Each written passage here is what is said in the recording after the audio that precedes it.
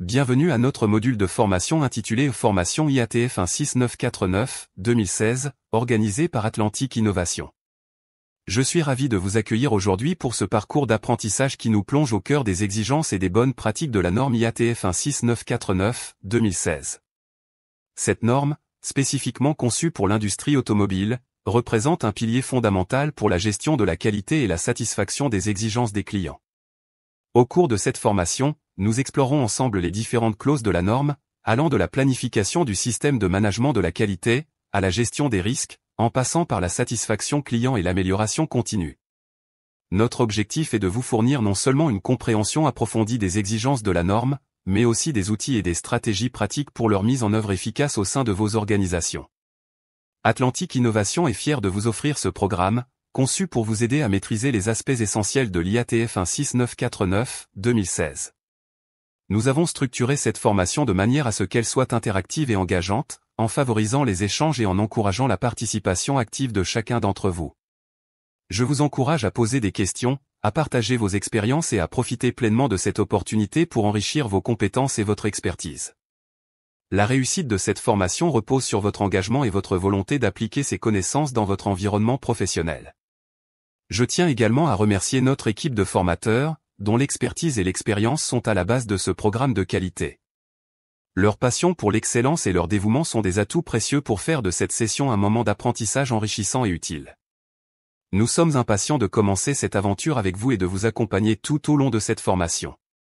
Ensemble, faisons de cette session une étape clé vers l'amélioration continue et l'excellence dans vos pratiques de gestion de la qualité. Encore une fois, bienvenue et merci de votre participation. Je vous souhaite une excellente formation.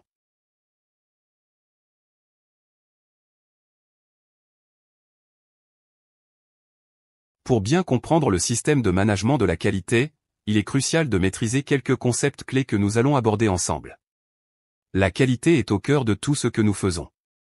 Elle se définit par l'ensemble des caractéristiques d'un produit ou d'un service qui lui permettent de répondre aux besoins, qu'ils soient clairement exprimés ou implicites. En d'autres termes, la qualité est souvent mesurée par la conformité aux spécifications, la durabilité, la fiabilité et, bien sûr, la satisfaction du client. C'est ce qui nous assure de répondre aux attentes de nos clients de manière constante et efficace.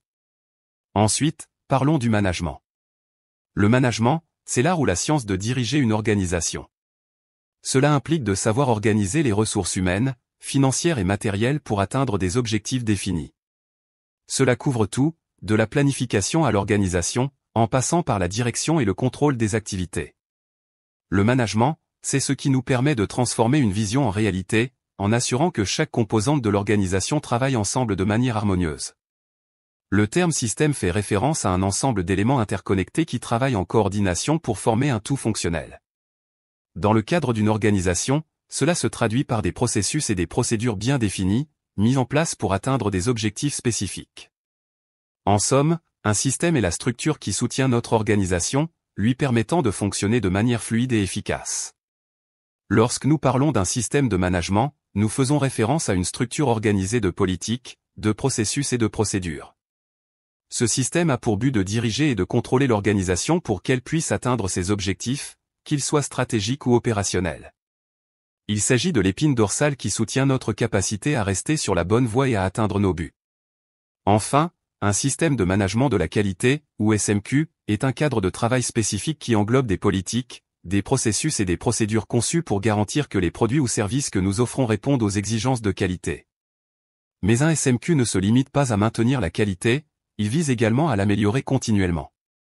C'est cette quête d'amélioration constante qui nous permet de rester compétitifs et de dépasser les attentes de nos clients.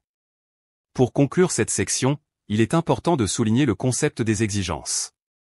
Les exigences, ou requirements en anglais, sont les conditions ou critères que nous devons respecter pour atteindre un objectif ou pour qu'un produit ou service soit jugé conforme.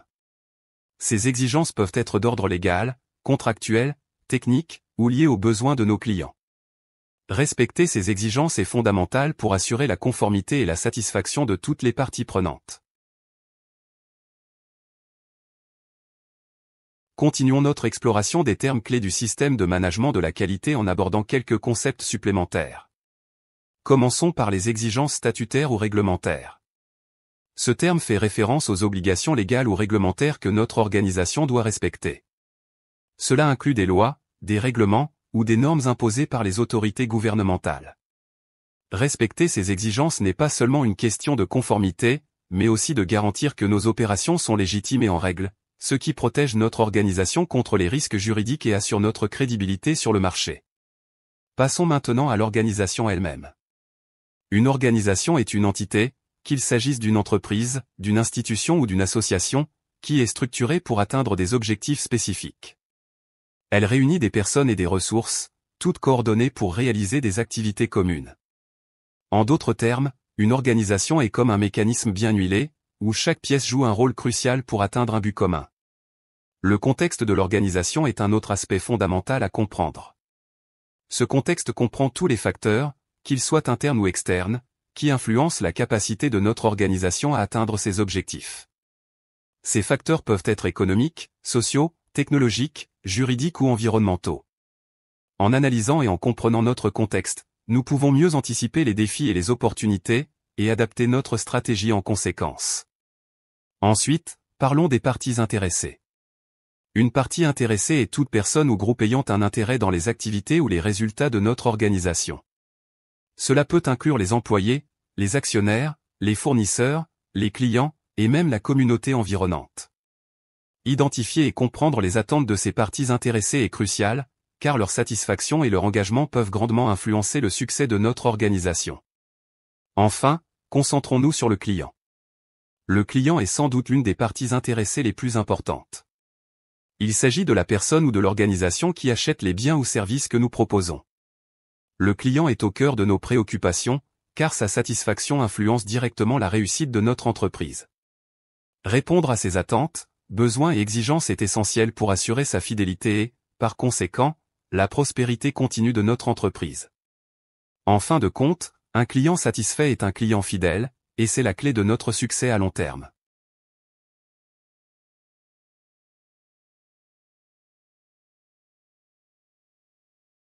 Nous allons maintenant explorer d'autres concepts fondamentaux du système de management de la qualité, qui jouent tous un rôle crucial dans la gestion de la qualité au sein de notre organisation. Commençons par la non-conformité. Une non-conformité se produit lorsque nous constatons un écart par rapport aux exigences ou aux normes établies. Cela peut concerner un produit, un processus, ou même une procédure. Identifier les non-conformités est essentiel pour nous permettre de corriger les écarts et de prévenir leur réapparition, garantissant ainsi que nous restons en ligne avec nos standards de qualité. Ensuite, parlons de l'efficacité. L'efficacité se réfère à notre capacité à atteindre les résultats souhaités ou les objectifs fixés. En d'autres termes, c'est une mesure de notre succès dans la réalisation de nos buts. Une organisation efficace est celle qui atteint ses objectifs de manière cohérente et avec un impact maximal. L'efficience, quant à elle, va un peu plus loin. Il s'agit de notre capacité à obtenir le maximum de résultats avec le minimum de ressources. Être efficient, c'est non seulement atteindre nos objectifs, mais le faire de manière économique et rationnelle, en utilisant le moins de ressources possible, que ce soit en termes de temps, de main-d'œuvre, ou de matériaux. Le concept d'objectif est également central. Un objectif est un but ou un résultat spécifique que nous nous efforçons d'atteindre. Les objectifs donnent une direction claire à nos actions et nous permettent de mesurer notre progrès. Ils sont essentiels pour la planification et le suivi de nos performances. Un objectif de qualité est un type particulier d'objectif, spécifiquement lié à l'amélioration ou au maintien de la qualité au sein de l'organisation. Ces objectifs sont au cœur de notre système de management de la qualité, car ils nous guident dans nos efforts pour garantir que nos produits ou services répondent toujours aux attentes de nos clients et aux exigences réglementaires. Le risque est un autre concept important à comprendre. Un risque représente la possibilité de survenue d'un événement qui pourrait affecter négativement nos objectifs.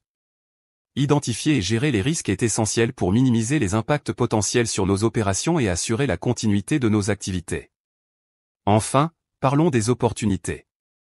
Une opportunité est une possibilité favorable qui pourrait nous permettre d'améliorer nos processus, nos produits, ou d'atteindre nos objectifs plus efficacement. En saisissant ces opportunités, nous pouvons non seulement améliorer la qualité, mais aussi renforcer notre position sur le marché et accroître notre compétitivité.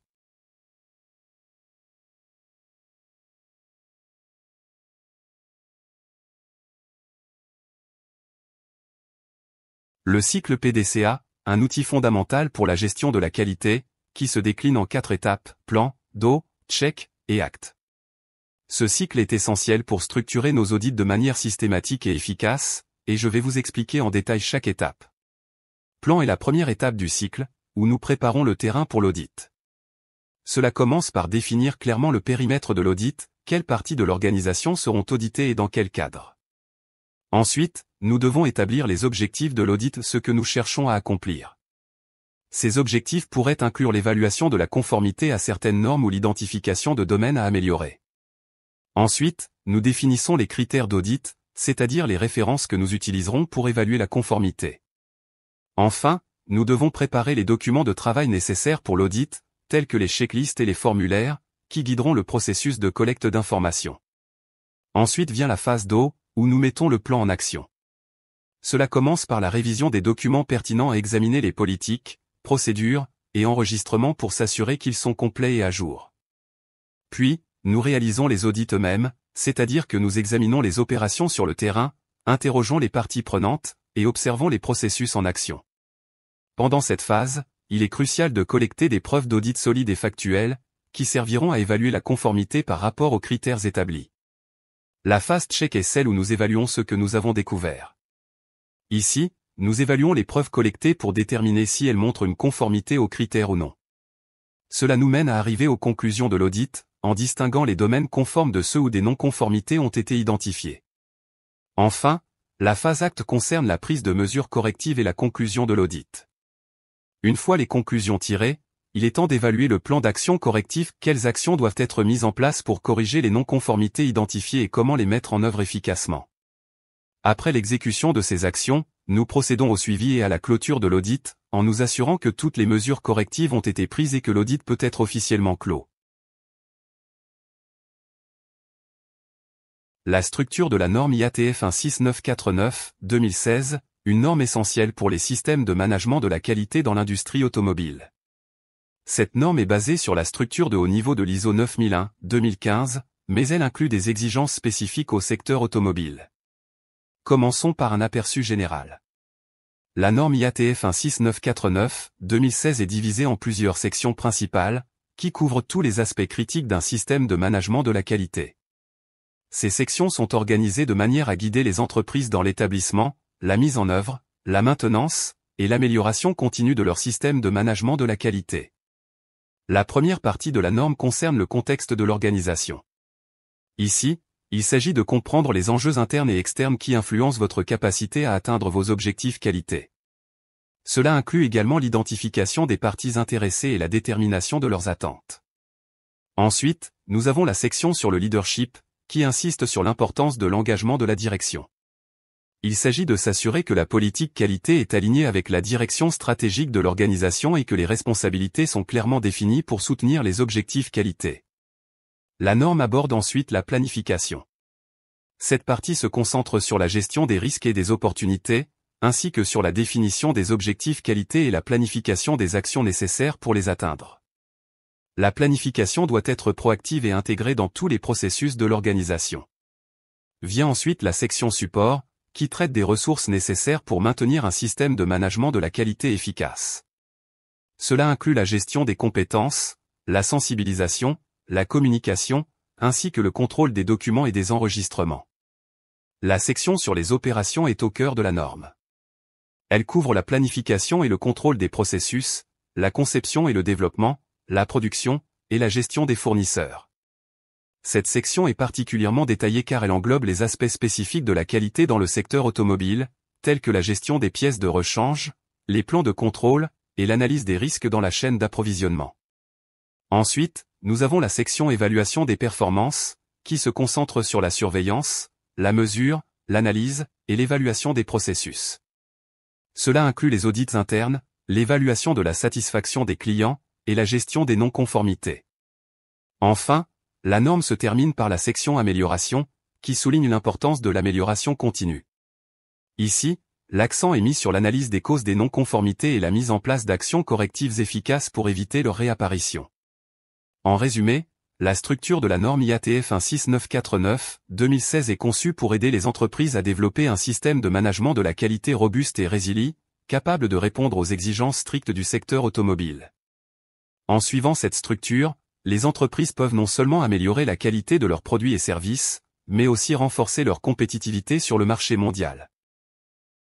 IATF 16949-2016 s'intègre parfaitement dans le cycle PDCA, un outil fondamental pour le management de la qualité. Le cycle PDCA, qui signifie Plan d'Audit Check Act, est une méthode de gestion utilisée pour assurer l'amélioration continue des processus, et la norme IATF est structurée de manière à suivre cette même logique. Plan, planifier, la première étape du cycle consiste à planifier. Dans la norme IATF 16949-2016, cela correspond aux sections liées au contexte de l'organisation et à la planification. Ici, nous commençons par comprendre notre environnement, identifier les parties intéressées, et établir nos objectifs qualité. Nous devons évaluer les risques et opportunités, définir les critères de performance, et planifier les actions nécessaires pour atteindre nos objectifs. Cela inclut également la définition de la politique qualité et la mise en place d'une stratégie alignée sur les objectifs de l'organisation. Faire, la deuxième étape est l'exécution ou la mise en œuvre des plans.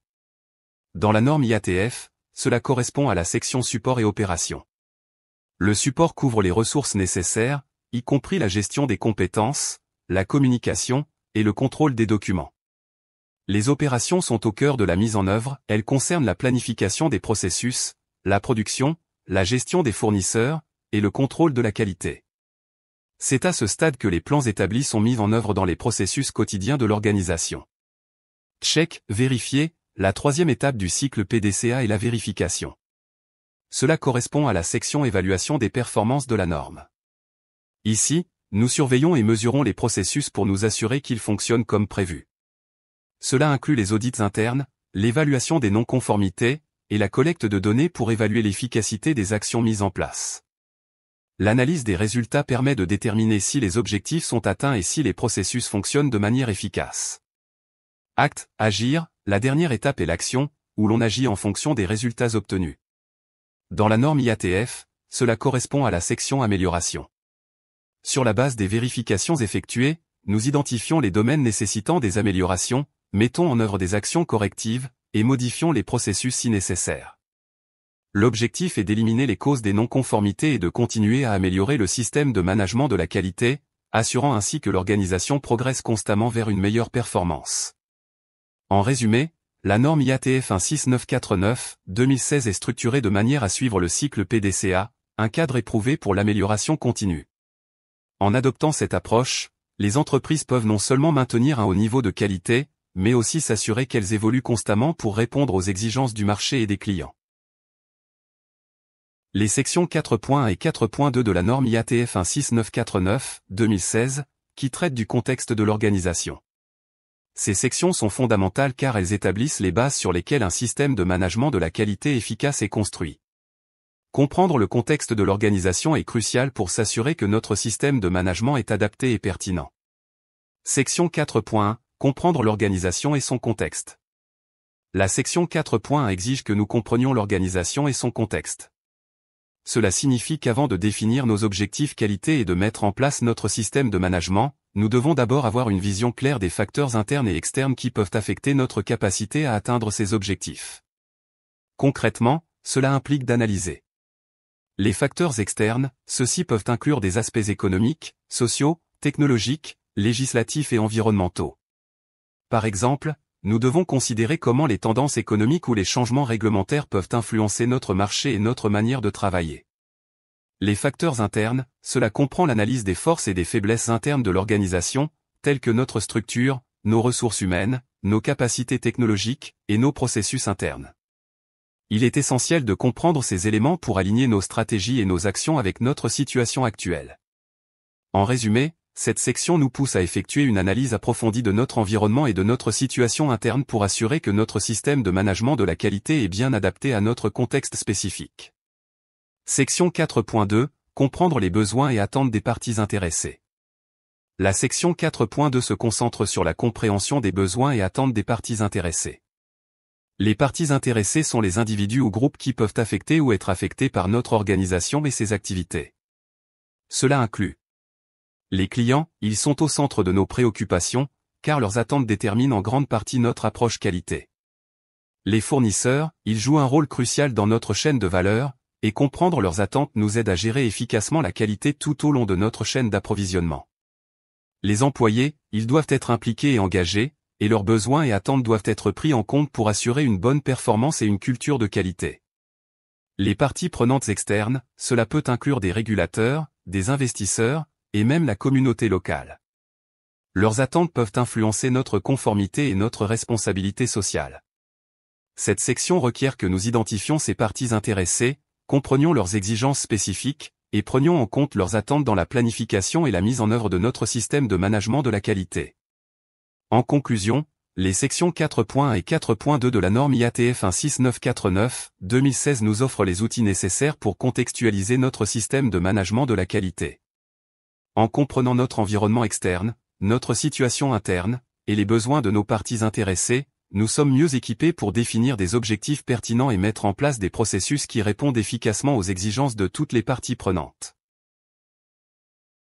Nous allons examiner les sections 4.3 et 4.3.2 de la norme IATF 16949/2016, qui abordent des aspects essentiels de la définition du périmètre de notre système de management de la qualité. Ces sections sont cruciales pour s'assurer que notre système de management de la qualité est clairement défini, pertinent, et adapté à notre organisation. Section 4.3 – Détermination du périmètre du système de management de la qualité. La section 4.3 stipule que nous devons déterminer le périmètre de notre système de management de la qualité. En d'autres termes, nous devons établir clairement les limites et l'étendue de notre système de management de la qualité en tenant compte de plusieurs facteurs importants. Les produits et services couverts, nous devons préciser quels produits ou services sont inclus dans le périmètre de notre système de management de la qualité. Cela signifie définir clairement les processus, les activités, et les zones géographiques ou segments de marché que notre système va adresser. Les exigences légales et réglementaires, nous devons aussi nous assurer que notre périmètre couvre toutes les exigences légales et réglementaires pertinentes pour les produits ou services que nous fournissons. Cela inclut la conformité aux normes de l'industrie et aux exigences spécifiques à notre secteur. Les exclusions éventuelles, dans certains cas, il peut y avoir des parties de notre organisation ou des aspects de nos processus qui ne sont pas inclus dans le périmètre.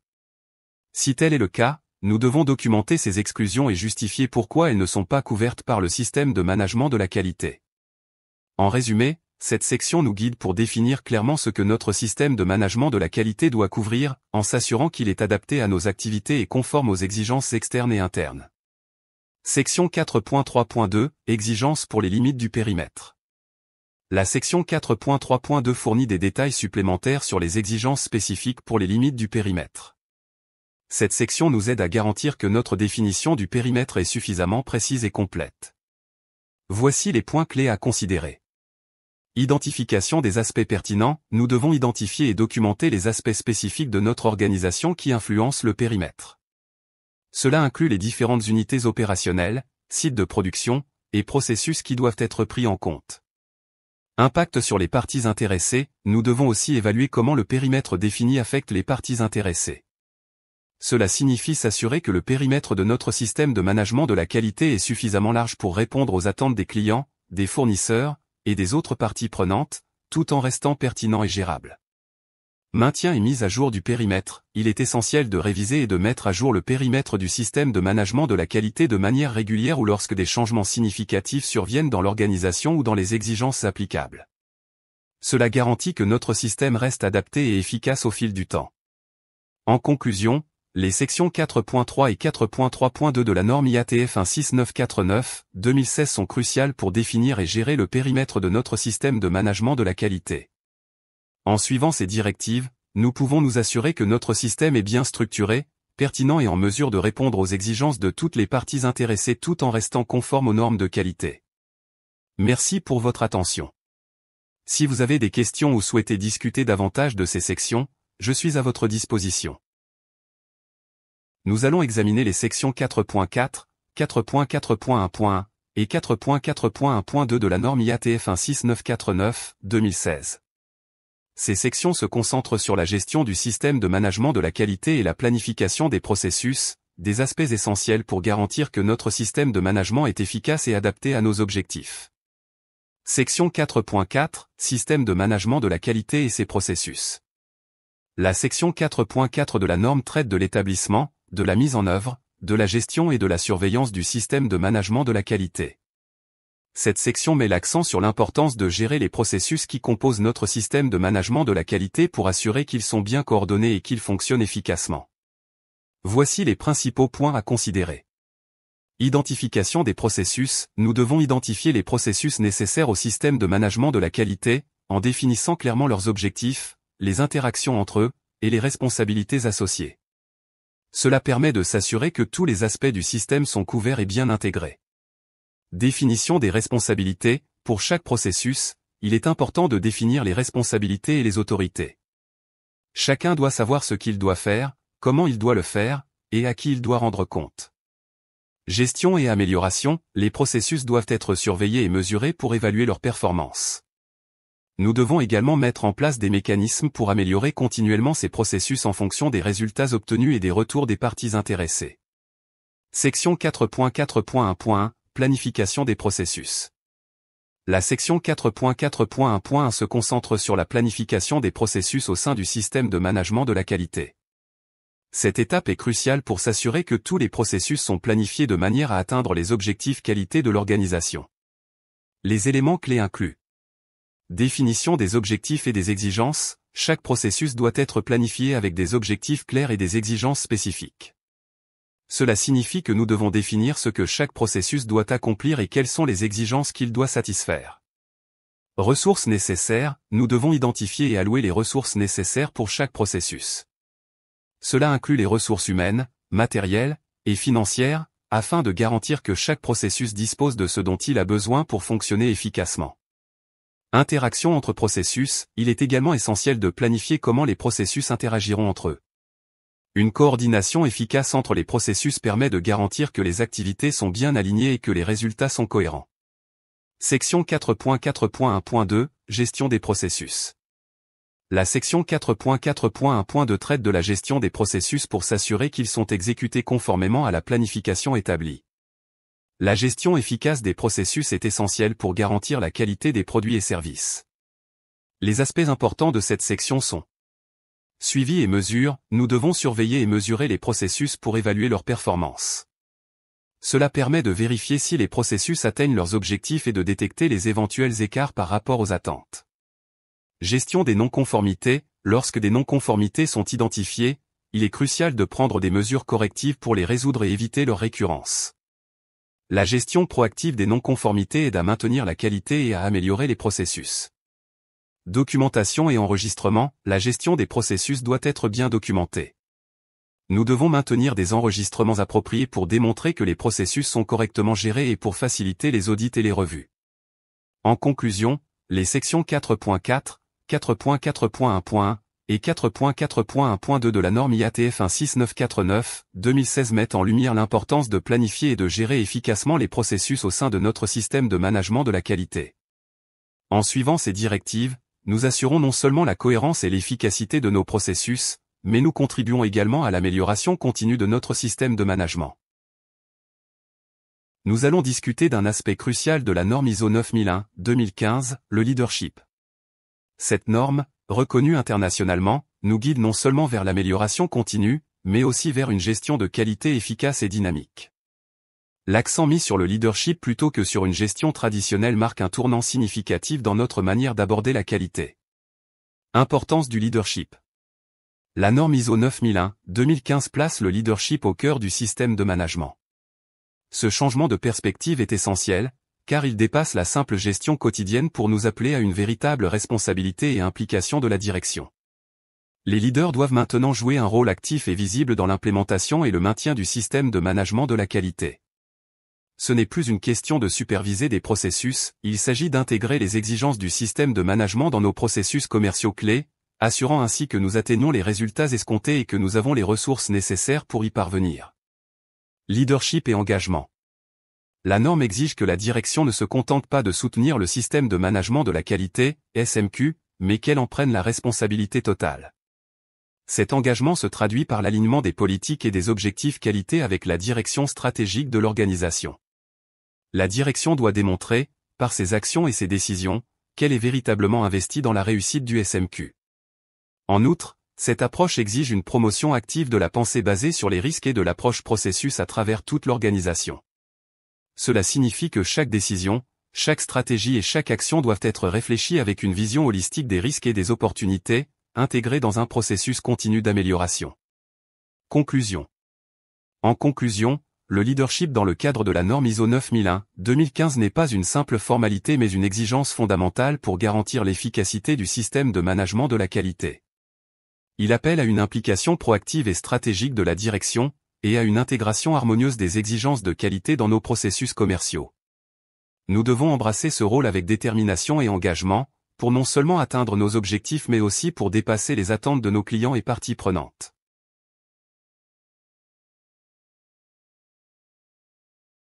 Nous allons aborder un aspect fondamental de la norme ISO 9001-2015 et de la norme IATF 16949, la responsabilité et l'efficacité des processus.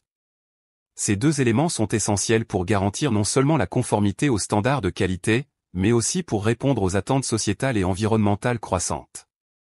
Responsabilité sociétale. La norme ISO 9001-2015 étend les responsabilités de la direction au-delà des aspects purement techniques du management de la qualité. Elle exige que la direction adopte des comportements de leadership qui assurent non seulement l'efficacité du système de management de la qualité, SMQ, mais aussi une conduite responsable sur le plan sociétal. Ce changement marque une reconnaissance de l'importance d'intégrer des pratiques éthiques et responsables dans toutes les dimensions de l'organisation. La norme IATF 16949, quant à elle, introduit des exigences supplémentaires telles qu'une politique anticorruption, un code de conduite des employés, et une politique d'escalade éthique. Ces éléments renforcent l'engagement de l'entreprise envers des pratiques transparentes et équitables, et garantissent une conduite professionnelle irréprochable. Les attentes des parties prenantes en matière de responsabilité sociétale et environnementale ne cessent de croître. Les entreprises sont désormais tenues de gérer de manière proactive leurs émissions de gaz à effet de serre et d'assurer des conditions de travail responsables. C'est un enjeu majeur qui exige de nous une conscience accrue et un engagement fort pour répondre aux défis environnementaux et sociaux. Efficacité et efficience des processus. Passons maintenant à l'efficacité et à l'efficience des processus. Ces concepts sont au cœur de la performance organisationnelle et sont cruciaux pour atteindre les objectifs de qualité. Efficacité, il s'agit d'optimiser les forces de l'entreprise dans ses opérations. En d'autres termes, nous devons nous assurer que chaque processus est conçu pour atteindre ses objectifs de manière optimale, en exploitant au mieux les compétences et les capacités de l'organisation. Efficience, cela concerne l'optimisation des ressources pour maximiser les revenus et les profits. Ici, il est essentiel d'utiliser les ressources disponibles de manière judicieuse pour minimiser les coûts tout en maximisant les résultats financiers. Pour garantir que nous restons sur la voie de l'efficacité et de l'efficience, la direction doit régulièrement évaluer les processus de réalisation des produits et de soutien en utilisant des indicateurs clés de performance. Cette évaluation continue permet d'identifier les opportunités d'amélioration et de veiller à ce que les processus restent alignés avec les objectifs stratégiques de l'organisation. Conclusion. En conclusion, la responsabilité sociétale et l'efficacité des processus sont des piliers essentiels pour notre réussite.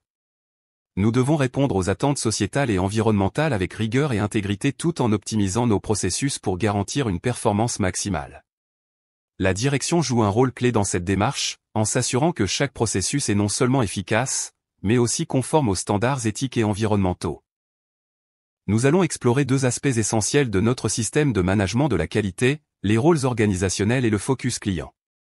Ces éléments sont cruciaux pour garantir une organisation efficace et une satisfaction client optimale. Rôles et responsabilités organisationnelles. Pour assurer le bon fonctionnement de notre système de management de la qualité, SMQ, il est impératif que les rôles, les responsabilités et les autorités au sein de l'organisation soient clairement définis et bien compris.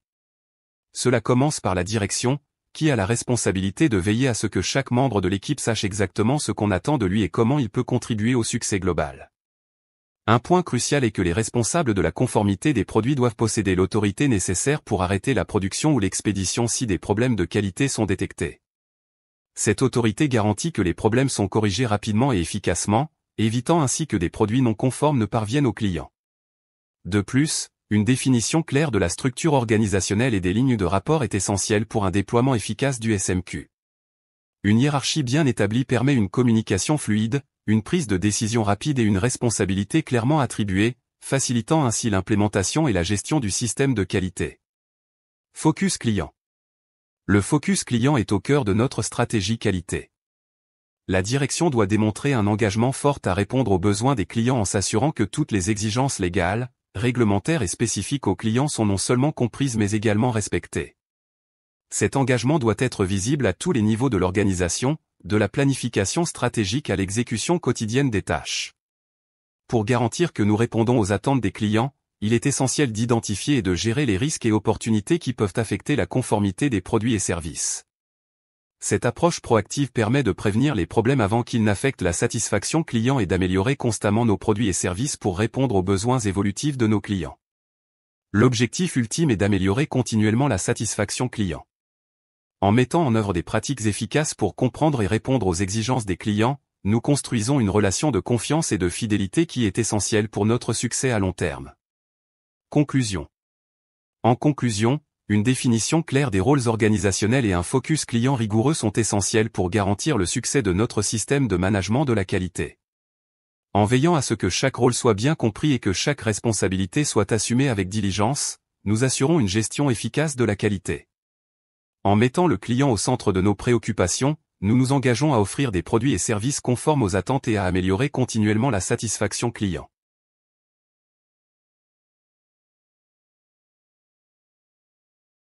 Nous allons explorer un aspect fondamental de la norme ISO 9001-2015, les actions nécessaires pour aborder les risques et opportunités, spécifiquement en vertu de la section 6.1 de la norme. Cette partie de la norme nous guide dans la planification et la gestion proactive des risques et opportunités pour assurer l'efficacité de notre système de management de la qualité, SMQ. Considération initiale. Lors de la planification de notre SMQ, il est crucial de tenir compte des enjeux contextuels de l'organisation, comme définis dans la section 4.1, ainsi que des exigences des parties intéressées. Cette prise en compte nous permet de mieux comprendre notre environnement et d'identifier les facteurs qui pourraient influencer la performance de notre SMQ. L'objectif principal est double, d'une part, identifier les risques et opportunités pour garantir que notre SMQ atteigne ses résultats prévus, d'autre part, prévenir ou réduire les effets indésirables potentiels et favoriser l'amélioration continue. Cette approche proactive nous aide à anticiper les défis et à saisir les opportunités qui pourraient améliorer nos processus et nos résultats. Planification des actions. Une fois les risques et opportunités identifiés, il est essentiel de planifier les actions nécessaires pour les aborder. Cette planification inclut l'intégration des actions dans les processus du SMQ et l'évaluation de leur efficacité. Les actions doivent être proportionnées à l'impact potentiel sur la conformité des produits et services.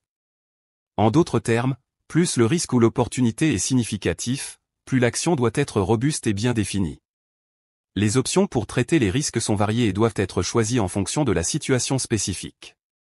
Parmi ces options, nous pouvons envisager l'évitement, modifier les processus ou les plans pour éviter le risque.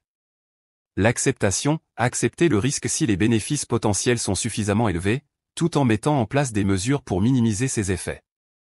L'élimination de la source de risque, supprimer la cause du risque pour éviter qu'il ne se matérialise. D'autres stratégies adaptées au contexte spécifique du risque ou de l'opportunité. Conclusion. En conclusion, l'approche proactive pour aborder les risques et opportunités est essentielle pour garantir l'efficacité de notre SMQ.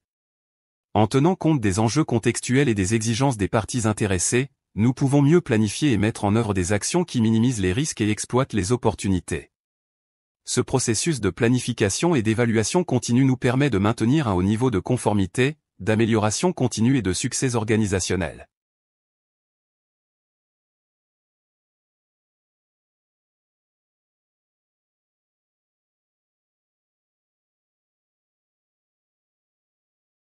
Nous allons examiner en détail les pratiques essentielles liées à l'analyse des risques, aux actions préventives et aux plans de contingence, conformément à la section 6.1.2 de la norme ISO 9001-2015.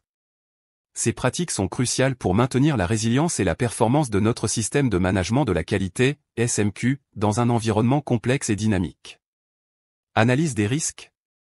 Il est impératif de procéder à une identification, une analyse et un traitement rigoureux des risques, tant actuels que potentiels. Dans notre secteur, et plus particulièrement dans l'industrie automobile, les risques peuvent avoir des implications significatives en termes de sécurité et de conformité. Par conséquent, une attention particulière doit être portée aux risques spécifiques à notre domaine. La revue périodique des leçons apprises est une pratique essentielle pour améliorer notre SMQ. Cela inclut l'analyse des rappels de produits, des audits, des retours de terrain, et d'autres sources d'informations pertinentes. En intégrant ces leçons dans notre SMQ, nous pouvons non seulement prévenir la répétition des mêmes erreurs mais aussi améliorer continuellement nos processus. Actions préventives. Pour minimiser l'impact des risques identifiés, nous devons mettre en place des actions préventives appropriées. Cela implique de prendre en compte la gravité des problèmes potentiels lors de la planification de ces actions. Nous devons être vigilants pour identifier les risques de récurrence de non-conformité et documenter les leçons apprises. L'application des leçons apprises est cruciale pour éviter la répétition de problèmes antérieurs. En intégrant ces connaissances dans nos processus, nous pouvons réduire les risques de non-conformité futures et améliorer la robustesse de notre SMQ. Plan de contingence. Les plans de contingence jouent un rôle vital dans la gestion des interruptions potentielles qui pourraient affecter nos processus de fabrication. Les exigences ont été élargies pour inclure la définition et la préparation de plans de contingence robustes. Ces plans doivent couvrir une variété de scénarios de perturbation, tels que les interruptions de produits ou services, les catastrophes naturelles, les incendies, etc.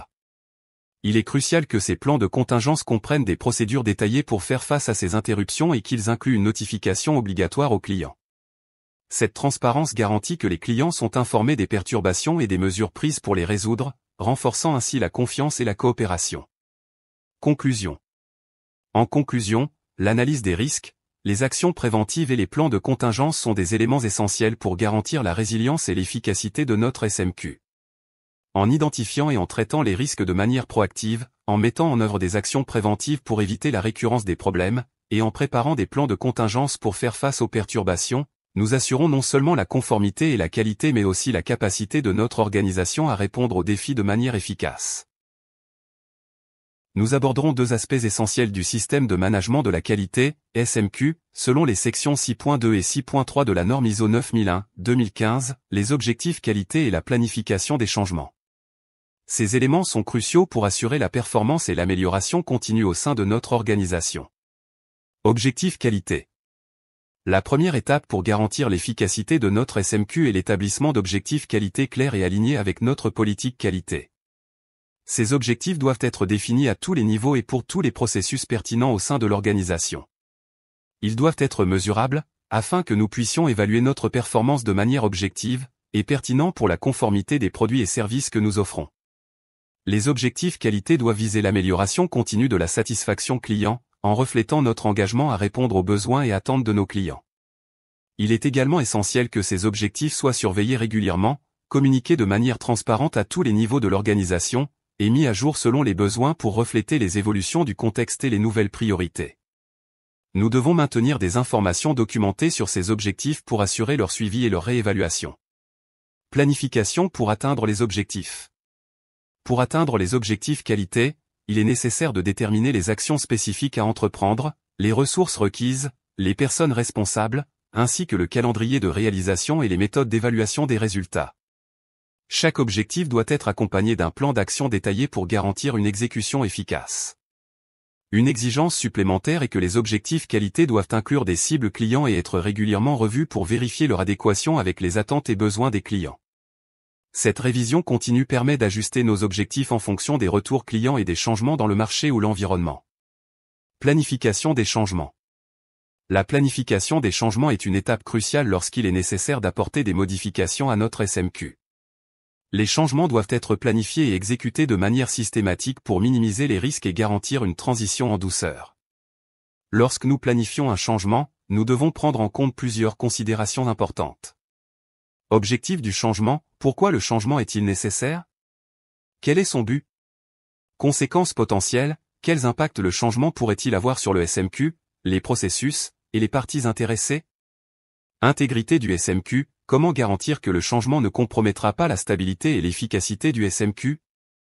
Disponibilité des ressources, quelles ressources seront nécessaires pour mettre en œuvre le changement, et sont-elles disponibles?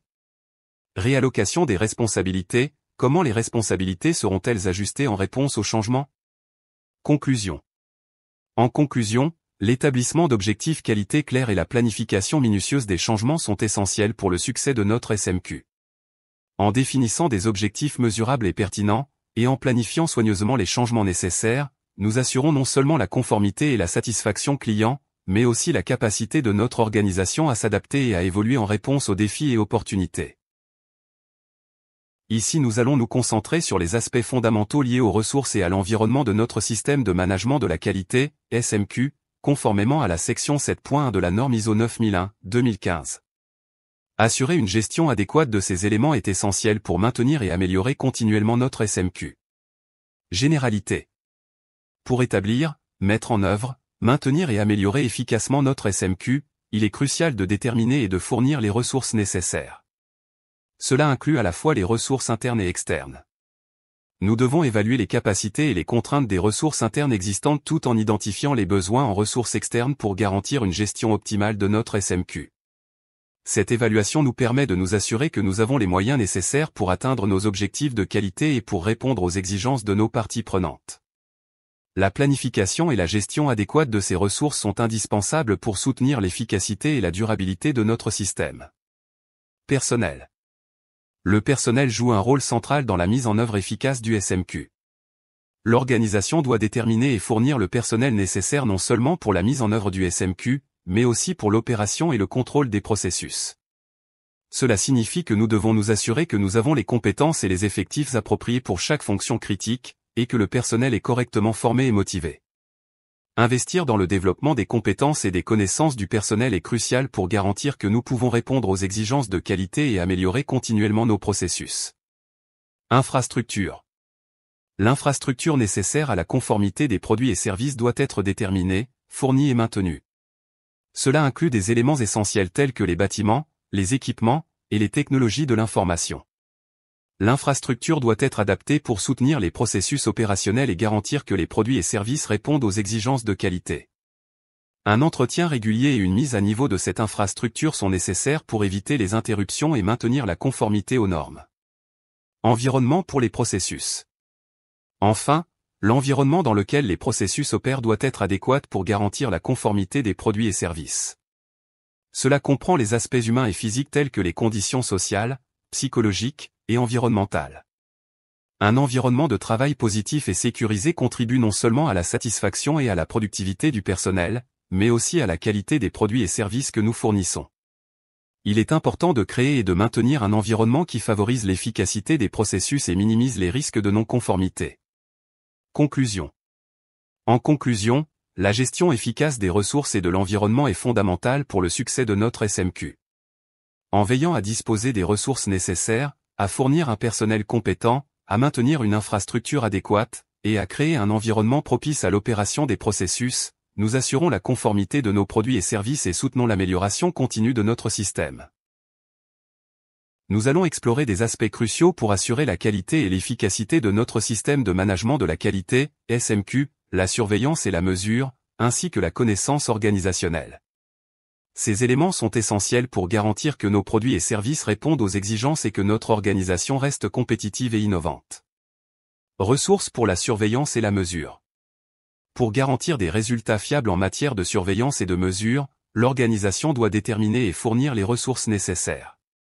Cela comprend non seulement les équipements et les instruments de mesure, mais aussi les procédures et les compétences requises pour utiliser ces ressources de manière efficace. Traçabilité des mesures, les instruments de mesure jouent un rôle crucial dans la vérification de la conformité des produits et services. Il est impératif que ces instruments soient régulièrement vérifiés ou calibrés selon des normes traçables pour assurer leur précision. De plus, ces instruments doivent être protégés contre les ajustements non autorisés et les dommages, afin de maintenir leur intégrité et leur fiabilité sur le long terme. Une gestion rigoureuse des instruments de mesure assure que les résultats obtenus sont fiables et que nous pouvons démontrer la conformité de nos produits et services. Connaissance organisationnelle. La connaissance organisationnelle est un autre élément fondamental pour la réussite de notre SMQ. L'organisation doit déterminer les connaissances nécessaires pour le bon fonctionnement des processus et pour garantir la conformité des produits et services. Cette connaissance doit être acquise à partir de diverses sources. Source interne, il s'agit de la propriété intellectuelle, des leçons apprises, et de l'expertise développée au sein de l'organisation. Cette connaissance interne est souvent la clé de notre capacité à améliorer les processus et à résoudre les problèmes de manière efficace. Source externe, ces connaissances incluent les normes industrielles, les retours des clients, et les exigences des fournisseurs. En intégrant ces informations externes, nous pouvons adapter nos pratiques pour répondre aux attentes du marché et aux exigences réglementaires. La gestion efficace de la connaissance organisationnelle permet à notre organisation de rester innovante, de répondre aux défis de manière proactive, et de maintenir un haut niveau de conformité et de performance. Conclusion. En conclusion, la gestion des ressources pour la surveillance et la mesure, ainsi que la gestion de la connaissance organisationnelle, sont essentielles pour assurer la qualité et la conformité de nos produits et services. En fournissant les ressources nécessaires pour des résultats de mesure fiables et en intégrant efficacement les connaissances internes et externes, nous pouvons améliorer continuellement notre SMQ et répondre aux attentes de nos clients et parties prenantes. Nous allons aborder 3 aspects essentiels de la norme ISO 9001-2015 relatifs à la gestion du système de management de la qualité, SMQ, la compétence, la sensibilisation, et l'information documentée. Ces éléments sont cruciaux pour assurer non seulement le bon fonctionnement de notre SMQ mais aussi son amélioration continue. Compétences. Pour garantir l'efficacité du SMQ, il est vital de déterminer la compétence nécessaire pour toutes les personnes qui effectuent un travail sous le contrôle de l'organisation et qui ont un impact sur la qualité. Cela inclut la formation, les qualifications, et l'expérience requises pour chaque poste critique.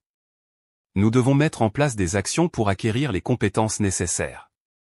Cela peut inclure la formation, le recrutement de personnel qualifié, et d'autres mesures adaptées. Il est également essentiel d'évaluer régulièrement l'efficacité de ces actions pour s'assurer qu'elles répondent aux besoins de notre SMQ. La documentation est requise pour prouver que le personnel possède les compétences nécessaires. Cette documentation peut inclure des certificats de formation, des évaluations de performance, et d'autres preuves de compétences. Sensibilisation. La sensibilisation du personnel est un aspect clé pour le succès de notre SMQ. Chaque membre de l'organisation doit être conscient des politiques qualité, des objectifs qualité, et de sa contribution au SMQ. Il est également important que le personnel comprenne les implications de la non-conformité. En renforçant cette sensibilisation, nous pouvons améliorer l'engagement et la responsabilité du personnel vis-à-vis des objectifs qualité et des processus. Cela contribue à une culture de qualité où chaque employé est motivé à soutenir et à améliorer le SMQ. Information documentée. La gestion de l'information documentée est cruciale pour maintenir la cohérence et l'intégrité de notre SMQ. Généralité, le SMQ doit inclure toutes les informations documentées nécessaires pour démontrer la conformité et le bon fonctionnement du système. Nous devons mettre en place un contrôle rigoureux pour garantir la disponibilité, l'intégrité et la confidentialité de ces informations. Création et mise à jour. Lors de la création et de la mise à jour de la documentation, il est essentiel de garantir l'identification adéquate, le format approprié, et le support nécessaire pour chaque document. Cela assure que la documentation est claire, accessible, et pertinente. Contrôle de l'information documentée. Des mesures doivent être mises en place pour contrôler la distribution, l'accès, la conservation, et les changements apportés aux informations documentées. Cela inclut la gestion des versions, la rétention des documents, et les procédures de modification. Une gestion efficace de l'information documentée garantit que nous pouvons suivre les processus de manière cohérente et répondre aux exigences réglementaires et aux normes internes. Conclusion. En conclusion, la compétence, la sensibilisation, et l'information documentée sont des éléments clés pour le succès et l'amélioration continue de notre SMQ. En assurant que notre personnel possède les compétences nécessaires, en renforçant la sensibilisation aux objectifs qualité, et en gérant efficacement l'information documentée, nous posons les bases d'un système de qualité robuste et performant. Nous allons explorer la planification et le contrôle opérationnel, tel que défini dans la clause 8.1 de la norme ISO 9001-2015. Cette clause est cruciale pour assurer que nos opérations quotidiennes répondent aux exigences de qualité et aux attentes des clients, tout en permettant une gestion efficace des ressources et des changements. Planification et mise en œuvre. La première étape de la planification opérationnelle consiste à déterminer les exigences pour les produits et services ainsi que les critères pour les processus. Cette identification, prévue à la clause 8.1.1, permet de définir clairement ce qui est attendu de chaque processus et produit, afin de garantir qu'ils répondent aux besoins du client et aux normes de qualité.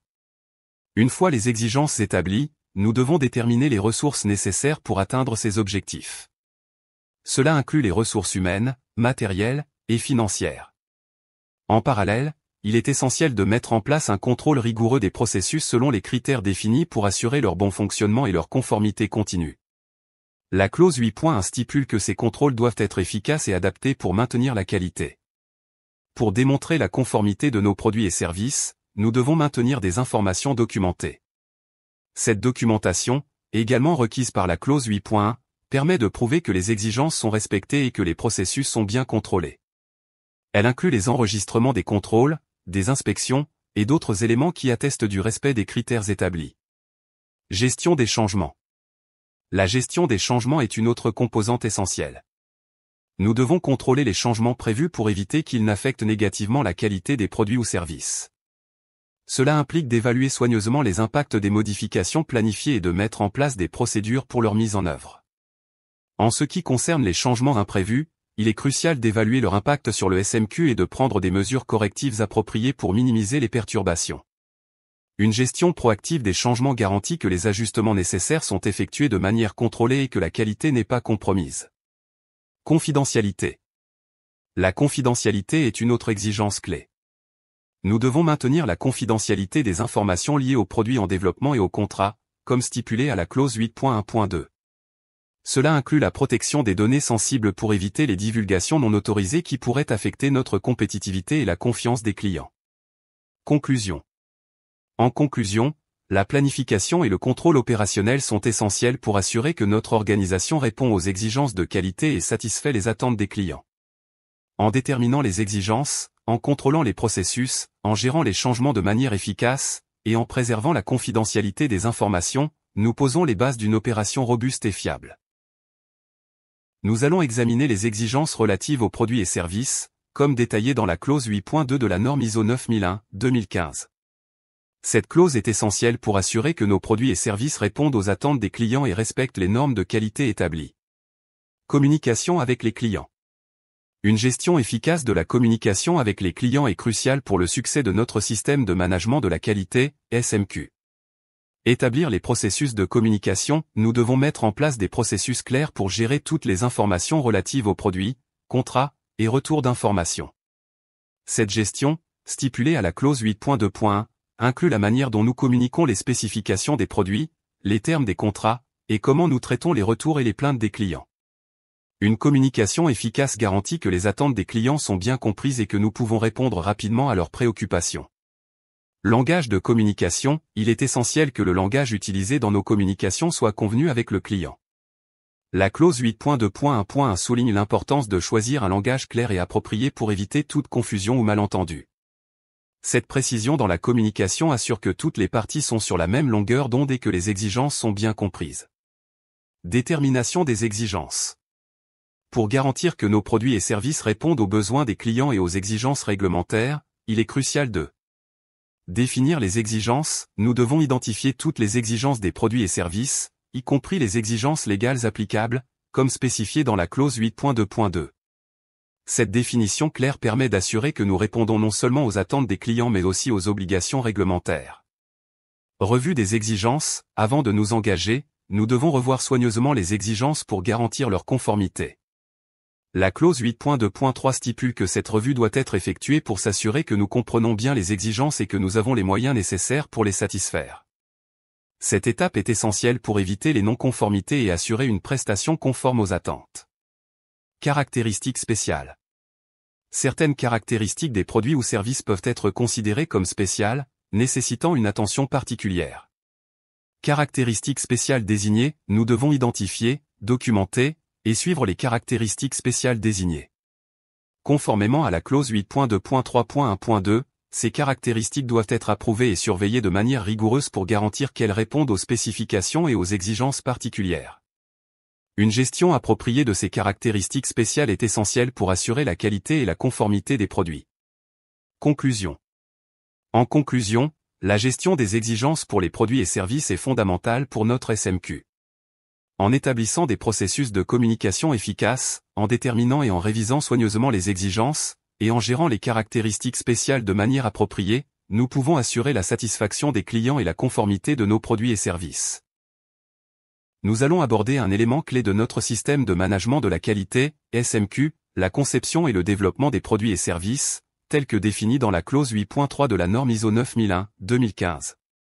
Cette clause est cruciale pour garantir que nos processus de conception répondent aux besoins des clients et respectent les standards de qualité. Exigences générales. Pour assurer une gestion efficace de la conception et du développement, il est important de établir et maintenir le processus de conception. Nous devons mettre en place et maintenir un processus structuré pour la conception de nos produits et services, comme l'exige la clause 8.3.1. Ce processus doit couvrir toutes les étapes, depuis la conception initiale jusqu'au produit final, pour garantir que chaque phase est bien coordonnée et contrôlée. Planification. Lors de la planification, il est essentiel de considérer toutes les activités, ressources et contrôles nécessaires pour la conception. La clause 8.3.2 stipule que cette planification doit inclure des détails sur les activités de conception, les ressources humaines et matérielles requises, et les contrôles nécessaires pour assurer la qualité du produit. Entrée de conception. Les entrées de conception sont fondamentales pour le développement de produits conformes aux exigences. Déterminer les exigences. Il est crucial d'identifier toutes les exigences fonctionnelles, légales, et les risques associés à la conception, comme le stipule la clause 8.3.3. Cela garantit que la conception répond aux attentes du client et respecte les normes réglementaires. Input de conception et processus de fabrication. Inclure les spécifications techniques, les caractéristiques spéciales, et les technologies de fabrication dans le processus de conception est également essentiel. La clause 8.3.3.1 et 8.3.3.2 soulignent l'importance d'intégrer ces éléments pour garantir que les produits finis répondent aux exigences et sont fabriqués avec des méthodes appropriées. Contrôle et validation. Pour assurer que la conception répond aux exigences et est adaptée à son utilisation prévue, nous devons assurer les contrôles de conception. La clause 8.3.4 exige que nous mettions en place des contrôles pour vérifier que les résultats de la conception sont conformes aux spécifications et aux attentes. Ces contrôles doivent être effectués à différentes étapes du processus de conception pour détecter et corriger les anomalies. Validation des changements. Lorsque des changements sont apportés à la conception ou au produit, il est nécessaire de valider ces modifications, notamment lorsque des logiciels intégrés sont impliqués. La clause 8.3.6 stipule que la validation des changements doit garantir que les modifications n'affectent pas la conformité ou la performance du produit. Fournisseurs externes. Les fournisseurs externes jouent un rôle clé dans notre chaîne de valeur, et il est crucial de gérer leur performance efficacement. Contrôle des fournisseurs. Nous devons nous assurer que les processus et produits fournis par des tiers répondent aux exigences spécifiées, comme l'indique la clause 8.4. Cela inclut la vérification de la qualité des fournitures et des services fournis par les partenaires externes. Évaluation et suivi. L'évaluation, la surveillance, et le contrôle des performances des fournisseurs sont essentiels pour maintenir la qualité. Les clauses 8.4.1 et 8.4.2 soulignent la nécessité d'évaluer régulièrement les fournisseurs pour s'assurer qu'ils respectent nos exigences et d'intervenir en cas de non-conformité. Conclusion. En conclusion, une gestion rigoureuse de la conception et du développement, ainsi que des relations avec les fournisseurs externes, est essentielle pour maintenir la qualité et la conformité de nos produits et services. En établissant des processus clairs, en contrôlant les entrées de conception, en validant les changements, et en surveillant les fournisseurs, nous assurons que nos produits répondent aux besoins des clients et aux normes de qualité. Nous allons explorer ici les aspects essentiels du contrôle de la production et de la prestation de services selon la clause 8.5 de la norme ISO 9001-2015. Cette clause joue un rôle clé dans l'assurance que nos produits et services sont fournis conformément aux exigences et aux attentes des clients. Conditions contrôlées. Pour garantir la qualité et la conformité des produits et services, nous devons documentation. Il est impératif de disposer des informations documentées qui définissent les caractéristiques des produits et services. Comme stipulé à la clause 8.5.1.1, cette documentation permet de spécifier clairement ce qui est requis et assure que toutes les parties prenantes comprennent les exigences à respecter. Ressources de surveillance. Assurer la disponibilité et l'utilisation des ressources de surveillance et de mesures appropriées est essentiel pour vérifier la conformité des produits. La clause 8.5.1.3 précise que ces ressources doivent être adaptées pour garantir des résultats fiables et précis. Infrastructure et environnement. L'utilisation d'une infrastructure et d'un environnement de processus adapté est cruciale pour maintenir la qualité. Selon la clause 8.5.1.5, nous devons nous assurer que nos installations, équipements, et conditions de travail sont optimaux pour la production et la prestation de services. Compétences. La compétence du personnel est également un facteur clé. Nous devons nommer des personnes compétentes et vérifier leurs qualifications lorsque nécessaire, comme le stipule la clause 8.5.1.6. Cela garantit que les personnes en charge des processus de production et de prestation de services possèdent les compétences nécessaires pour assurer leur efficacité. Validation, il est important de valider et revalider périodiquement la capacité de nos processus à atteindre les résultats prévus. La clause 8.5.1.7 exige que nous effectuions ces validations pour garantir que les processus de production et de prestation de services continuent de répondre aux exigences et aux attentes. Libération des produits. La libération des produits doit inclure des activités de libération, de livraison, et post-livraison. Conformément à la clause 8.5.1.8, ces activités garantissent que les produits sont conformes avant leur mise à disposition et que les services sont fournis conformément aux attentes des clients. Plan de contrôle. Pour les exigences spécifiques aux clients OEM, il est crucial de renforcement des exigences, intégrer les exigences spécifiques aux clients OEM dans le plan de contrôle et les mettre à jour régulièrement, comme le stipule la clause 8.5.1.1. Cela implique d'ajuster nos plans pour répondre aux attentes particulières de ces clients et de garantir la conformité à leurs exigences spécifiques. Conclusion. En conclusion, le contrôle rigoureux de la production et de la prestation de services est essentiel pour assurer que nos produits et services répondent aux exigences de qualité et aux attentes des clients. En maintenant une documentation claire, en utilisant des ressources de surveillance appropriées, en garantissant une infrastructure adéquate, en s'assurant de la compétence du personnel, en validant nos processus, et en respectant les exigences spécifiques des clients OEM, nous pouvons garantir la qualité et la satisfaction des clients. Nous allons nous pencher sur un aspect crucial du contrôle de la production et de la prestation de services, l'identification et la traçabilité, telle que définie dans la clause 8.5.2 de la norme ISO 9001-2015. Ce domaine est essentiel pour assurer que chaque étape du processus respecte les normes de qualité et permet une gestion efficace des produits et services. Identification et traçabilité. Pour garantir une gestion efficace et transparente des produits et services, il est fondamental de identification des sorties de processus. Il est primordial d'utiliser des moyens appropriés pour identifier les sorties de processus et assurer leur conformité. Comme le précise la clause 8.5.2, cette identification doit permettre de suivre chaque produit ou service et de vérifier qu'il répond aux spécifications et exigences définies. Cela implique la mise en place de systèmes de marquage, d'étiquetage, ou de codage adaptés pour chaque sortie de processus. Traçabilité. Lorsque la traçabilité est requise, il est essentiel de contrôler l'identification unique des sorties de processus et de conserver les informations documentées nécessaires. La clause 8.5.2.1 souligne que nous devons maintenir un enregistrement précis et accessible pour pouvoir suivre les produits tout au long de leur cycle de vie. Cela inclut la documentation des étapes de production, des inspections, et des validations pour permettre une traçabilité complète et fiable. Propriété des clients ou fournisseurs externes. La gestion des biens appartenant aux clients ou aux fournisseurs externes doit être effectuée avec soin. Gestion des propriétés. Il est crucial d'identifier, vérifier, protéger, et sauvegarder les biens appartenant aux clients ou aux fournisseurs externes. La clause 8.5.3 exige que nous prenions des mesures appropriées pour gérer ces propriétés de manière à éviter leur perte ou dommage. Nous devons veiller à leur bon état et à leur conformité aux exigences spécifiées, tout en assurant leur traçabilité et leur sécurité. Préservation.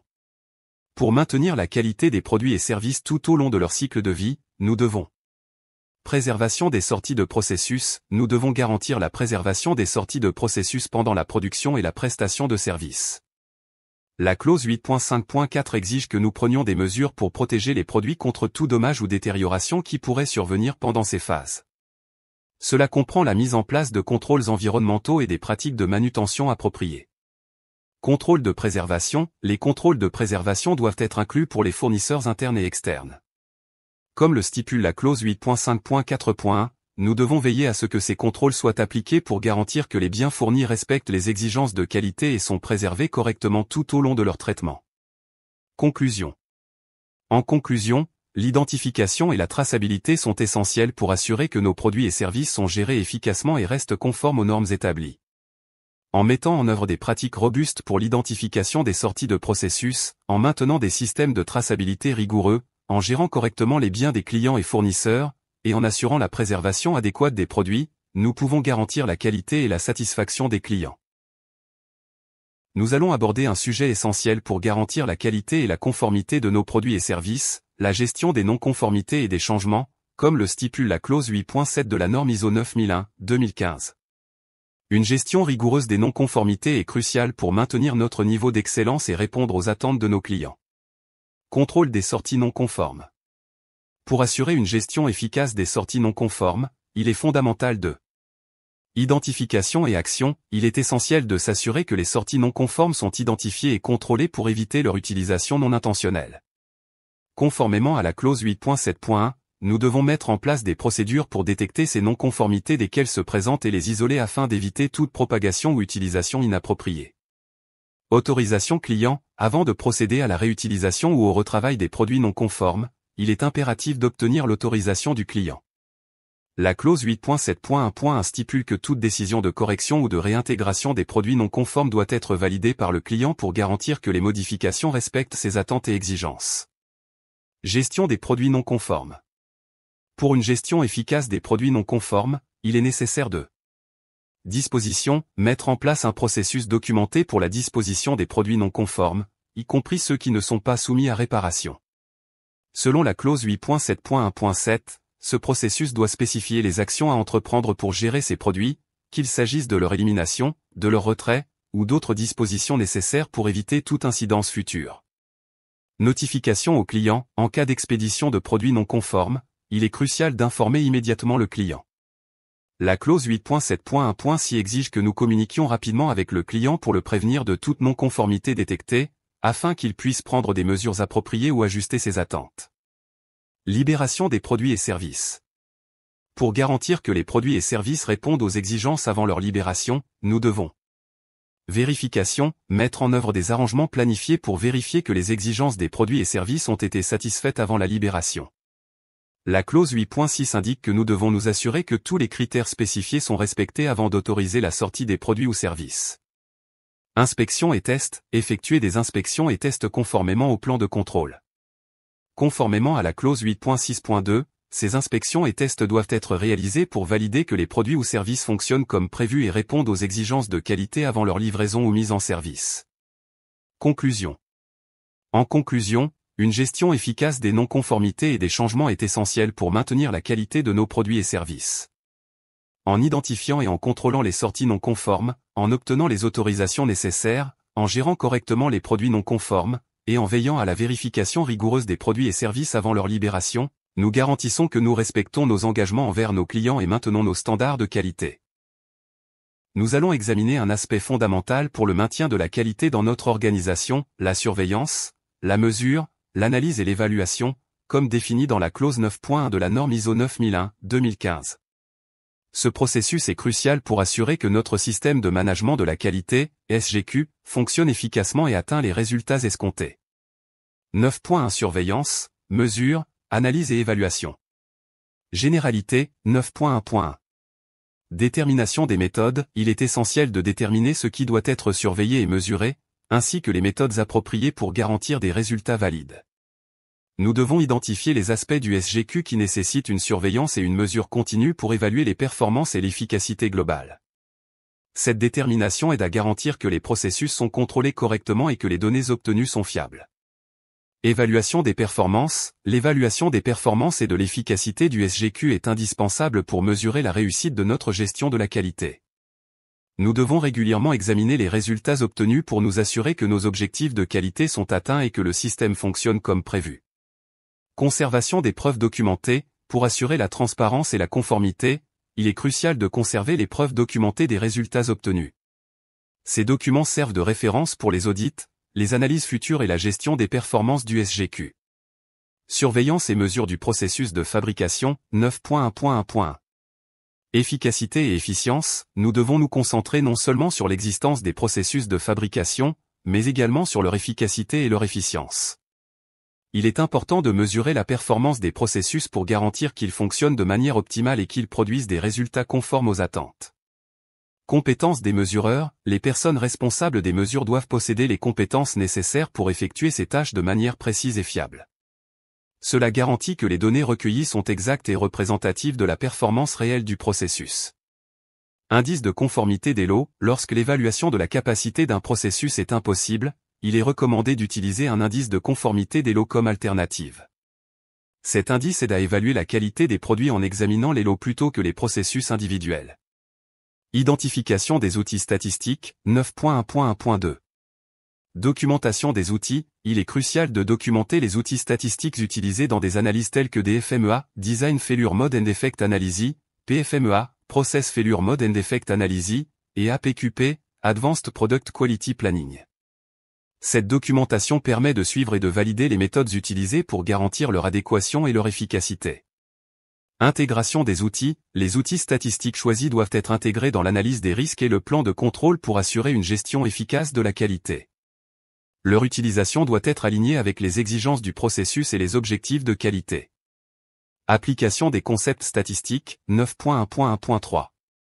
Clarification des exigences, il est nécessaire de clarifier les exigences pour les personnes impliquées dans la collecte et l'analyse des données statistiques. Cela comprend la compréhension des méthodes statistiques appropriées et leur application correcte pour garantir que les données recueillies sont pertinentes et utiles pour l'évaluation de la qualité. Conclusion. En conclusion, la surveillance, la mesure, l'analyse et l'évaluation sont des éléments clés pour assurer le bon fonctionnement et l'amélioration continue de notre système de management de la qualité. En déterminant les méthodes de surveillance, en évaluant les performances, en utilisant des outils statistiques appropriés et en assurant la compétence des personnes impliquées, nous pouvons garantir que nous atteignons nos objectifs de qualité et répondons aux attentes de nos clients. Nous allons maintenant aborder deux éléments clés de notre système de management de la qualité, SGQ, la satisfaction client et les audits internes, tels que définis dans les clauses 9.1 et 9.2 de la norme ISO 9001-2015. Ces éléments sont essentiels pour garantir que nous répondons aux attentes de nos clients et que nous maintenons l'efficacité de notre système de qualité.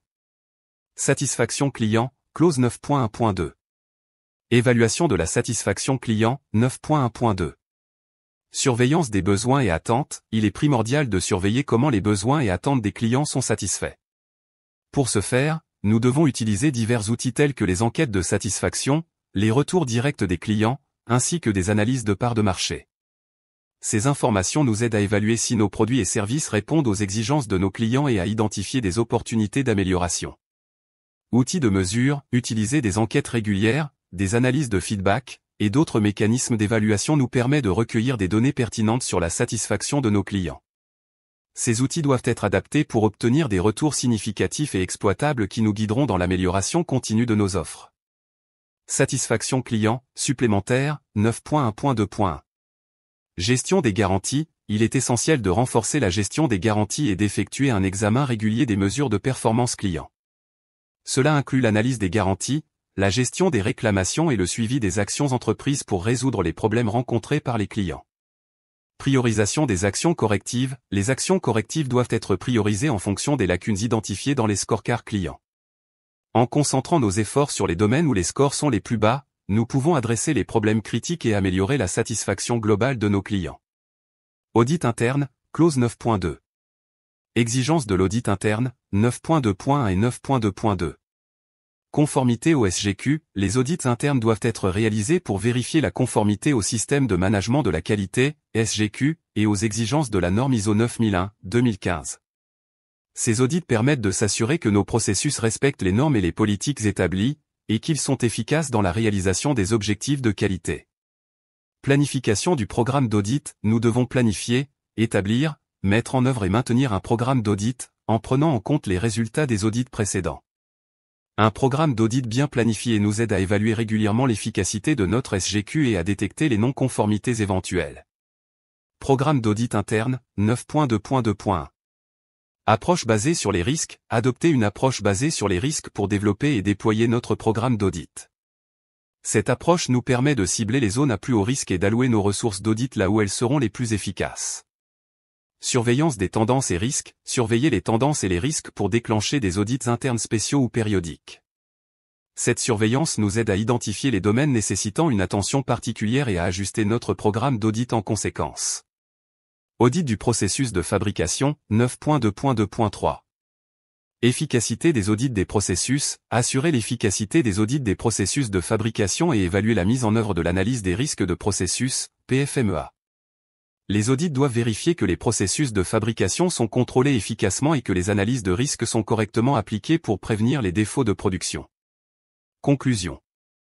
En conclusion, la satisfaction client et les audits internes jouent des rôles cruciaux dans notre quête d'excellence. En surveillant attentivement la satisfaction de nos clients et en effectuant des audits internes rigoureux, nous pouvons garantir que notre système de management de la qualité reste robuste et efficace. Ces pratiques nous aident non seulement à répondre aux attentes de nos clients, mais aussi à améliorer continuellement nos processus et à prévenir les problèmes avant qu'ils ne surviennent. Nous aborderons un élément fondamental de notre système de management de la qualité, SGQ, la revue de direction, telle que spécifiée dans la clause 9.3 de la norme ISO 9001-2015. La revue de direction est un processus crucial qui permet à la direction de s'assurer que notre SGQ est adapté, efficace et aligné avec la stratégie de notre organisation. 9.3 Revue de direction. Généralité, 9.3.1. Révision planifiée du SGQ, la direction doit réviser le SGQ à intervalles planifiés pour garantir son adéquation et son efficacité. Cette révision permet de vérifier si le système de gestion de la qualité continue de répondre aux besoins de l'organisation et aux attentes de nos clients, tout en restant en phase avec la stratégie globale de l'entreprise. Objectif de la revue, cette révision vise à évaluer si le SGQ est toujours aligné avec les objectifs stratégiques de l'organisation, à identifier des opportunités d'amélioration, et à ajuster les processus et ressources nécessaires pour maintenir l'efficacité du système. Entrée de la revue de direction, 9.3.2. Considération des actions précédentes. Lors de la revue, il est essentiel de considérer les actions issues des revues précédentes. Cela inclut l'évaluation des mesures prises pour résoudre les problèmes identifiés et l'analyse de leur efficacité. Changements internes et externes. La direction doit également examiner les changements internes et externes qui pourraient influencer le SGQ. Ces changements peuvent inclure des évolutions du marché, des modifications réglementaires ou des ajustements internes à l'organisation. Opportunités d'amélioration. Identifier les opportunités d'amélioration est crucial pour optimiser le SGQ. La revue devrait inclure une analyse des opportunités pour renforcer les processus et améliorer les performances. Données de performance et retours clients. Inclure les données de performance qualité, les retours clients, ainsi que les résultats de surveillance et des audits dans la revue. Ces informations fournissent un aperçu des performances actuelles et aident à identifier les domaines nécessitant des ajustements. Sortie de la revue de direction, 9.3.3. Décisions et actions. Les sorties de la revue doivent inclure des décisions concernant les opportunités d'amélioration, les besoins en ressources, et les modifications éventuelles du SGQ. La direction doit définir des actions concrètes basées sur les résultats de la revue pour améliorer le système. Documentation des résultats. Il est crucial de documenter les résultats de la revue pour fournir une preuve des discussions et décisions prises. Cette documentation aide à suivre les actions entreprises et à garantir que les décisions sont bien mises en œuvre. Sortie de la revue de direction, supplémentaire, 9.3.3.1. Gestion des problèmes de performance client. Assurer que les problèmes de performance client sont spécifiquement adressés par la direction. Cela implique de mettre en place des actions correctives efficaces pour résoudre les problèmes identifiés et améliorer la satisfaction client. Efficacité des actions correctives. Vérifier que les actions correctives mises en place sont efficaces et qu'elles ont effectivement résolu les problèmes de performance. La direction doit s'assurer que ces actions ont été correctement appliquées et qu'elles ont produit les résultats attendus. Conclusion. En conclusion, la revue de direction est un processus essentiel qui garantit que notre système de management de la qualité reste pertinent, efficace et aligné avec notre stratégie. En examinant les entrées et les sorties de la revue, en prenant des décisions éclairées et en mettant en œuvre des actions correctives, nous pouvons continuer à améliorer notre système et à répondre aux attentes de nos clients. Votre engagement dans ce processus est crucial pour notre succès continu et pour l'atteinte de nos objectifs de qualité. Nous aborderons les aspects cruciaux de notre système de management de la qualité, SGQ, liés à l'amélioration générale et aux actions correctives, telles que décrits dans les clauses 10.1 et 10.2 de la norme ISO 9001-2015. Ces éléments sont essentiels pour garantir que notre organisation non seulement réagit efficacement aux non-conformités, mais aussi qu'elle s'engage dans une amélioration continue pour renforcer sa performance globale. 10.1 Amélioration générale. Opportunités d'amélioration, 10.1. Identification des opportunités. Il est impératif de déterminer et sélectionner des opportunités pour améliorer nos produits et services. Cela signifie examiner nos processus, résultats, et feedback pour identifier des moyens d'augmenter la satisfaction client et de répondre plus efficacement aux exigences des clients. Type d'action. Les opportunités d'amélioration peuvent inclure diverses actions, telles que la correction, l'amélioration continue, le changement radical, l'innovation, et la réorganisation. Chacune de ces actions vise à augmenter la performance et l'efficacité de notre SGQ, en répondant mieux aux besoins des clients et en optimisant nos opérations. L'objectif principal est d'améliorer les performances et l'efficacité du SGQ. Cela nécessite une approche proactive et systématique pour identifier les domaines nécessitant des améliorations et mettre en œuvre des changements qui favorisent une meilleure qualité et une plus grande satisfaction des clients. 10 points de non-conformité et actions correctives. Réaction à la non-conformité, 10.2.1. Gestion des non-conformités. Lorsque des non-conformités sont identifiées, il est crucial de réagir rapidement pour contrôler et corriger la situation. Cette réaction implique de traiter les conséquences immédiates et d'évaluer les causes profondes de la non-conformité pour éviter qu'elles ne se reproduisent. Actions correctives. Mettre en œuvre des actions correctives appropriées est essentiel pour résoudre les problèmes identifiés. Ces actions doivent être suivies d'une vérification de leur efficacité pour s'assurer qu'elles ont résolu le problème de manière durable. Mise à jour des risques. En cas de non-conformité, il est également nécessaire de mettre à jour les risques et opportunités identifiés lors de la planification, afin de refléter les nouvelles connaissances acquises et les ajustements effectués. Informations documentées, 10.2.2. Conservation des informations. Il est important de conserver des informations documentées concernant la nature des non-conformités, les actions entreprises pour y remédier, et les résultats des actions correctives. Cette documentation fournit une preuve des mesures prises et aide à maintenir un suivi rigoureux des améliorations apportées. Conclusion. En conclusion, la gestion de l'amélioration générale et des actions correctives est essentielle pour maintenir et renforcer la qualité au sein de notre organisation. En déterminant et en exploitant les opportunités d'amélioration, nous pouvons non seulement répondre plus efficacement aux exigences des clients, mais aussi anticiper et résoudre les non-conformités de manière proactive. Cela nous permet de promouvoir une culture d'amélioration continue et de garantir l'efficacité de notre système de management de la qualité. Nous allons explorer les pratiques essentielles pour la résolution de problèmes et l'évitement d'erreurs, telles que spécifiées dans la clause 10.2 de la norme ISO 9001-2015. Ces pratiques sont fondamentales pour maintenir l'efficacité de notre système de management de la qualité, SGQ, et assurer une amélioration continue dans nos processus et produits. 10.2 Résolution de problèmes. Processus de résolution de problèmes, 10.2.3.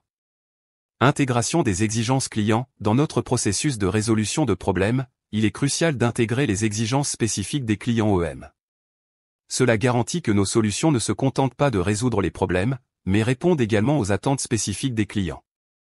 Considération des types de problèmes. Nous devons considérer différents types de problèmes.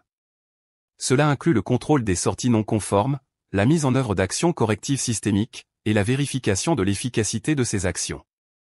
Une approche systématique est nécessaire pour s'assurer que les problèmes sont résolus de manière complète et efficace. Utilisation des CSR. Les Customer Specific Requirements, CSR, doivent être intégrés dans notre processus correctif interne. Cela signifie que les spécifications et attentes particulières des clients doivent être prises en compte pour chaque action corrective entreprise, assurant ainsi une réponse adéquate et ciblée. 10.2 Évitement d'erreurs. Méthode d'évitement d'erreurs, 10.2.4.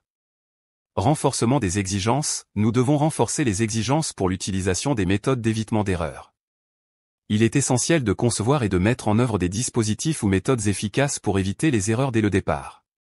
Documentation et impact. Il est crucial de documenter l'impact des méthodes d'évitement d'erreurs sur la prévention ou la détection des erreurs. Par exemple, l'utilisation d'analyses telles que la FMEA, Failure Mode and Effect Analysis, nous aide à identifier et à atténuer les risques potentiels avant qu'ils ne se matérialisent. Fréquence des tests et enregistrement. Le plan de contrôle doit inclure la fréquence des tests des dispositifs d'évitement d'erreurs.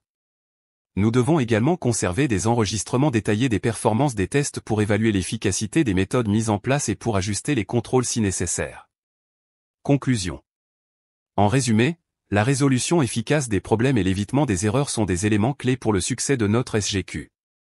En intégrant les exigences des clients dans le processus de résolution et en renforçant l'utilisation de méthodes d'évitement d'erreurs, nous pouvons non seulement résoudre les problèmes de manière plus efficace mais aussi minimiser les risques d'erreurs futures.